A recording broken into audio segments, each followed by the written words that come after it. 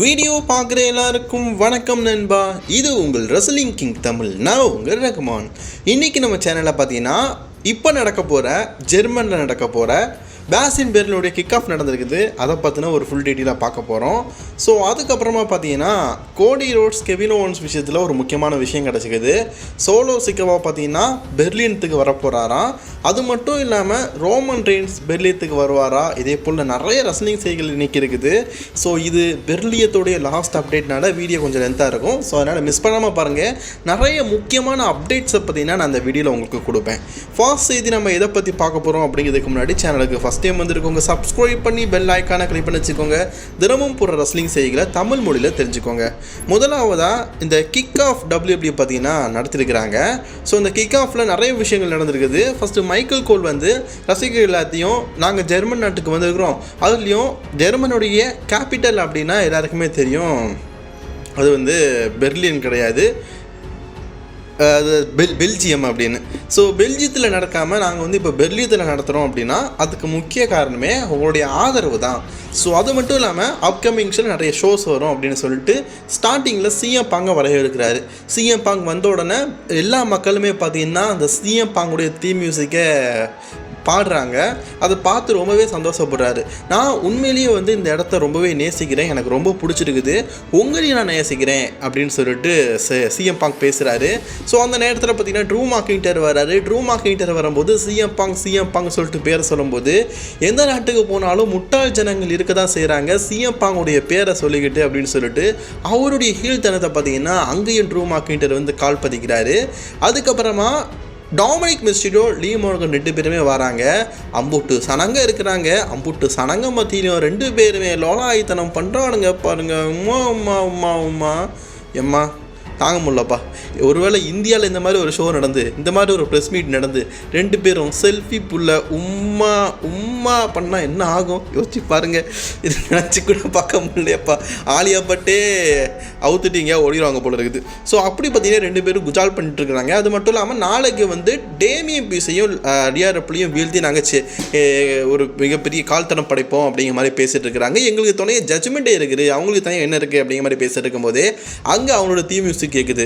உட்ரா தம்பி ஓட்டத்தை அப்படின்னு சொல்லிட்டு லீவும் இவங்களும் ஓடி போயிட்டாங்க. அப்போ அங்கே டெரர் ட்வின்ஸ் வந்துட்டு என்ன சொல்கிறாங்கன்னா, எங்களை பார்த்துட்டு ஓடுறவங்க எங்களை வீழ்த்துவாங்களா? வாய்ப்பு இல்லை, நாங்கள் தான் வந்து வின் பண்ண போகிறோம் அப்படிங்கிற மாதிரி பேசிகிட்டு இருக்கிறாங்க. ஸோ அதே மாதிரி நெக்ஸ்ட்டு பார்த்தீங்கன்னா குந்தருடைய செக்மெண்ட் பார்த்தீங்கன்னா நடக்குது.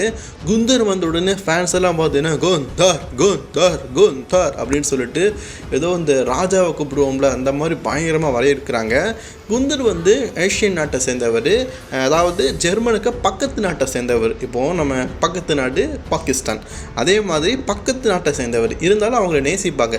நம்ம இந்த மாதிரி பக்கத்து நாட்டுக்காரனை ஒதுக்கிலாம் வைக்க மாட்டாங்க. அவங்கள பக்கத்துக்கார நாட்டுக்காரங்களை நேசிப்பாங்க. ஏன்னா அவங்கெல்லாம் ஐரோப்பியன்ஸ். இப்போ யூஎஸ்ஏல இருக்கிறவங்களாம் எல்லாருமே அமெரிக்கன்ஸ், இவங்க ஐரோப்பியன்ஸ். அங்கே யூகே, நாங்கள்லாம் யூகே நாட்டுக்காரங்க அப்படி இருக்கிறானுங்கள்ல. அதே மாதிரி நம்மெல்லாம் பார்த்திங்கன்னா ஏஷியன்ஸ். நம்ம இந்தியா பாகிஸ்தான் இவங்கெல்லாம் பார்த்திங்கன்னா ஏஷியா கண்ட்ரி. நம்ம ஏஷியன் தான் சொல்கிறோம், ஆமாம் இந்தியன் அப்படின்னு சொல்லிட்டு இருக்கோம். ஆனால் அவங்க மொத்தமாக பார்த்திங்கன்னா அவங்க நாட்டுக்குன்னே ஒரு கொடியாக இருக்கிறாங்க. அந்த கண்டத்துக்கே ஒரு கொடியெல்லாம் வச்சு பயங்கரமாக இருக்கிறாங்க. ஸோ அமெரிக்கா கண்டம் அப்படிலாம் சொல்கிறோம்ல, சரி அது ஒரு தனி கடை போட்டு விடுதலைங்க. ஸோ அதனால் குந்தரை பயங்கரமாக நேசிக்கிறாங்க. ஸோ குந்தர் சொல்கிறாரு அவங்க லாங்குவேஜ்லேயே பேசுகிறாரு. எனக்கு அந்த லாங்குவேஜ் புரியுது, ரஷ்யன் லாங்குவேஜ் நினைக்கிறேன், கொஞ்சம் டிஃப்ரெண்ட்டாக பேசுகிறாரு. ஸோ அது எனக்கு அதிகமாக புரியலை. ஸோ அப்போ அந்த இடத்துக்கு ராண்டி ஆட்டன் வராரு. ராண்டி ஆட்டன் என்ன சொல்கிறாருன்னா, நான் இந்த இடத்துக்கு பல முறை வந்திருக்கிறேன், பியூட்டிஃபுல் ஐலாண்ட், பியூட்டிஃபுல் பிளேஸ், இதெல்லாம் எனக்கு ரொம்ப பிடிக்கும். அது மட்டும் இல்லாமல் நான் 15 டைம் வேர்ல்டு சாம்பியன் அப்படிங்கிறதையும் உங்கள் நாட்டில் தான் நான் ஆக போகிறேன். இதை நினைக்கும்போது எனக்கு ரொம்ப சந்தோஷமாக இருக்குது அப்படிங்கிற மாதிரி தி வைப்பர் ராண்டி ஆட்டன் பார்த்தீங்கன்னா பேசுகிறாரு. குந்தரை இவங்க ஒரு நேருக்கு நேர் பார்த்துறாங்க. இன்றைக்கி நடந்த செக்மெண்ட்டில் இவங்க 2 பேர் தான் ஃபேஸ் டு ஃபேஸ் பார்த்த முதல் செக்மெண்ட்.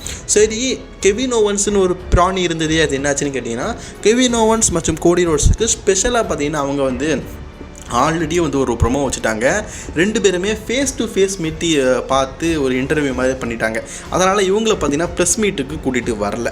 சரி, அதுக்கப்புறமா பார்த்தீங்கன்னா குந்தர் வந்து ஒரு நாய், தப்பாக நினைக்காதீங்க, குந்தர்னு ஒரு நாய், அது வந்து கிட்டத்தட்ட பார்த்திங்கன்னா பல கோடி கணக்கில் சொத்து மதிப்பு வச்சிருக்கு தான். என்னப்பா சொல்கிறேன்னு கேட்டிங்கன்னா, நானே இந்த வாட்ஸ்அப்பில் பார்த்தேன், நீங்களே பாருங்கள். அந்த குந்தர் நாய்க்கு ஹெலிகாப்டர்லாம் இருக்குதான். என்னத்தை சொல்ல, நம்ம குந்தர் பார்த்தாருன்னா உண்மையிலே வேதனை படைவார். ஏன்டா நானே சுருட்டு வாங்கிறதுக்கு டபிள்யூபிள்யூவில் சண்டை போட்டுட்ருக்கேன், நாய்க்கு இவ்வளோ வாழ்க்கையா அப்படின்னு. அது நாயோட பேர் தான் குந்தர். குந்தர் த டாக்.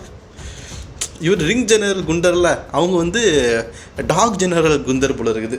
சரி, அதுக்கப்புறமா பார்த்தீங்கன்னா இன்றைக்கி ஸ்பீட் எபிசோட் நடந்தது. வழக்கமாக பார்த்தீங்கன்னா இந்த ஸ்பீடை பற்றி நம்ம சேனலில் சொல்லுவோம். இந்த வாரம் ஸ்பீடில் என்ன நடத்துனாங்க அப்படிங்கிறத பற்றி பார்க்கலாம்.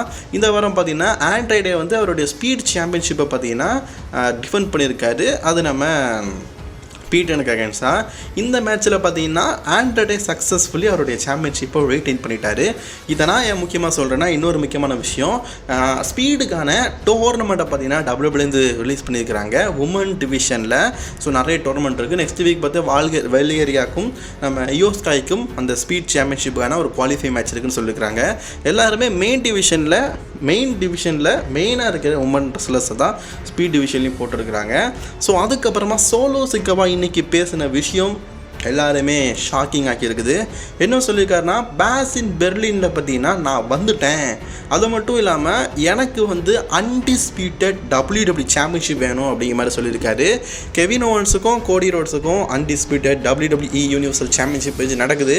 இந்த மேட்ச்சில் நீங்கள் என்னதான் வேணாலும் பண்ணி தொலைங்க, பட் ஆனால் நான் வந்து கண்டிப்பாக வந்து இதில் இருப்பேன் அப்படிங்கிற மாதிரி சொல்லியிருக்கிறாரு. மேபி இந்த மேட்ச் முடிஞ்சதுக்கப்புறமா எப்படி கிளாஸ் ஆஃப் த கிளான்ஸில் முடிஞ்சதுக்குல்ல, அதுக்கப்புறமா பார்த்தீங்கன்னா அவர் வந்தார்ல, அதே மாதிரி இந்த தடவையும் பார்த்தீங்கன்னா நான் அகெயின் ஒன்று சேலஞ்ச் பண்ணுறேன் அப்படிங்கிற மாதிரி வருவார் போல இருக்குது. எனக்கு தெரிஞ்சு பேட் பிளட் பேப்பரில் சோலோ சிக்காவுக்கும் கோடி ரோட்ஸுக்கும் அகெயின் அன்டிஸ்பியூட்டட் டபிள்யூபி சாம்பியன்ஷிப் நடக்க வாய்ப்பு இருக்குன்னு நினைக்கிறேன். ஏன்னா அவர் ஓப்பனாகவே சொல்லிட்டார், எனக்கு அன்டிஸ்பியூட்டட் டபிள்யூபி சாம்பியன்ஷிப் வேணும் அப்படின்னு சொல்லிட்டாரு. மேபி உங்களுக்குள்ளே நடக்க வாய்ப்பு இருக்குது. அப்போ ரோமன் ரெயின்ஸோட நிலைமை என்ன? ரோமன் ரெயின்ஸுக்கு ஒருவேளை ஜாக் ஆஃப் ஃபாட்டுக்கு மேட்ச் நடக்க பிளான் போடுறாங்களா? அதுவும் நல்லா தான் இருக்கும்ல. Jacob Fatu versus Roman Reigns, அதுவும் கொஞ்சம் இன்ட்ரெஸ்டிங்காக நல்லா தான் இருக்கும். அதுவும் நீங்கள் நடத்துனீங்கன்னா நல்லா தான் இருக்கும். பாப்போம், வெயிட் பண்ணி பார்க்கலாம். ஸோ அது மட்டும் இல்லாமல் சோலோ சிகாவை பார்த்தீங்கன்னா இப்போ திடீர்னு வந்து நான் வந்து பேசின் பெர்லினுக்கு வருவேன் அப்படிங்கிற மாதிரி சொல்லிக்கிறதுனால உங்கள் ட்ரைபல் சீஃப் ரோமன் ரெயின்ஸின் நீங்கள் கண்டிப்பாக எதிர்பார்க்கலாம். ஸோ ஒரு ஃபைனல் டச்சாக, ஒரு சர்ப்ரைஸாக ட்ரைபல் சீஃப் ரோமன் ரெயின்ஸ் பார்த்தீங்கன்னா பெர்லினுக்கு வந்தார் நல்லாயிருக்கும். ஸோ அவர் வந்து ஹெலிகாப்டரில் வேலை லைவ் ஷோஸ்லாம் பங்கேற்கலாம் அப்படின்னாலும் சர்ப்ரைஸ்லி பார்த்தீங்கன்னா வந்தார்னா உண்மையிலேயே நல்லா தானே இருக்கும். ஸோ அதனால் ரோமன் ரெயின்ஸை நீங்கள் பெர்லியத்தில் பார்த்தீங்கன்னா எதிர்பார்க்கலாம் நண்பர்களே. ஸோ அதே மாதிரி இன்றைக்கி பெர்லியத்தில் பார்த்தீங்கன்னா பேசின் பெர்லின் பேப்பர் நடக்கும்போது நைட்டு பார்த்தீங்கன்னா நீங்கள் ஒரு 10:30 மணி போல் பார்க்கலாம்.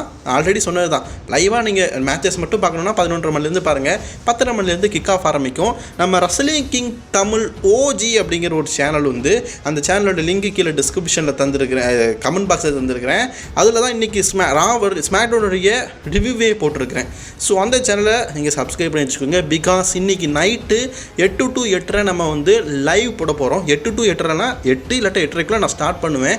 ஸ்டார்ட் பண்ணி ஒரு 1 hour 2 hours நம்ம பெர்லியத்தை பற்றி பேசிக்கிட்டே இருப்போம். மேபி பார்த்தீங்கன்னா பேசின் பெர்லி பேப்பர் நடக்கிற வரைக்கும் கூட நம்ம பேசலாம். மேபி நான் 9க்கு ஆரம்பிக்கலாம்னு நினைக்கிறேன். 9க்கு ஆரம்பிச்சோன்னா நிறைய விஷயங்கள் நம்ம பேசலாம். 9க்கு ஆரம்பிச்சோன்னா 9:50க்கு ஒரு 10:50க்கு பார்த்தீங்கன்னா பேசின் பெர்லி நடக்கும். ஸோ அப்போ அதை பற்றி நம்ம பேசிக்கிட்டுலாம் நினைக்கிறேன். ஸோ மறக்காமல் நைட்டு இன்றைக்கி பங்கேற்றுக்கோங்க. பேசின் பெர்லின் லைவில் நம்ம சந்திப்போம். ஸோ தொடர்ந்து நிறைய லைவ்களையும் நம்ம போடலாம், சரிங்களா? கவலைப்படாதீங்க. ஸோ சோலோ சிக்காவா பெர்லியத்துக்கு வரேன்னு சொல்லியிருக்காரு. இதை பற்றின உங்களுடைய கருத்துக்களை நீங்கள் மறக்காமல் கமெண்ட் பாக்ஸில் கமெண்ட் பண்ணிக்கோங்க. ஸோ அதே மாதிரி இன்றைக்கி பேசின் பெர்லியில் பார்த்தீங்கன்னா ஒரு பெரிய சர்ப்ரைஸ் ரிட்டர்னாக நம்ம ஏஜே ஸ்டைல் வந்து வருவார்னு நினச்சோம். பட் ஆனால் லுட்விக் கேசர் பார்த்தீங்கன்னா வந்திருந்தார். ஸோ அதுக்கான காரணம் என்ன அப்படின்னு கேட்டிங்கன்னா, என்னை பொறுத்த வரைக்கும் லுட்விக் கேசர் வந்து அவர் வந்து ஜெர்மன் நாட்டை சேர்ந்தவர். இந்த ஜெர்மனில் தானே இன்றைக்கி வந்து நடத்துனாங்க. ஜெர்மன் நாட்டை சேர்ந்த ஒரே ஒரு டபிள்யூபி ரெஸ்லர்னா அது வந்து லுட்விக் கேசர் தான். அவர் மண்டையை பார்த்தாலே தெரியல ஜெர்மன் நாட்டுக்காரன்னு. நம்ம இவர் மாதிரி யார் இத்தனோடு மீசா வச்சுருப்பாரு, சார்லி சாப்ளின், அந்த நாட்டுக்காரரு. ஹிட்லர் நாட்டுக்காரரு. சார்லி சாப்ளின் போகிற பாருங்களேன், ஹிட்லர் நாட்டுக்காரரு. ஸோ அவர் தான் பார்த்தீங்கன்னா இன்றைக்கி வந்திருந்தார்.